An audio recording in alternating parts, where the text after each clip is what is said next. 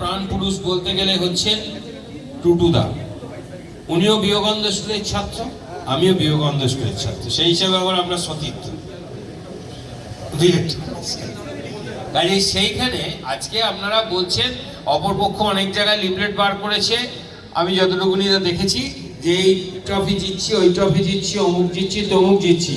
সত্যি কথা বলতে কি আপনারা বলতে পারেন যে এই যে ট্রফি জিতছেন, এই যে গোয়েঙ্কা আজকে আমাদের ক্লাবে ফান্ডিং করছে, সেই গোয়েঙ্কাকে কি দেবাশিস দত্ত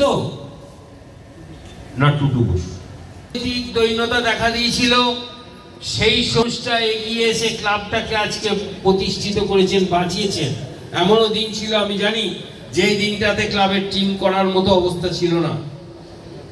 প্রথম বিদেশি খেলোয়াড়দের নিয়ে এসে খেলানো, তাদের উৎসাহ দেওয়া, মাঠে থাকা, তাদের সুখ দুঃখ সমস্ত কিছু দেখা, সম্মান করতে জানি। আমাদের কোনো কথা নয়, উনি যদি বলেন এই তাল গাছে ছাপ দাও, এখানেই দিতে হবে আমাদের। আজকে এই শপথ নিয়ে আমাদের বাড়ি যেতে হবে।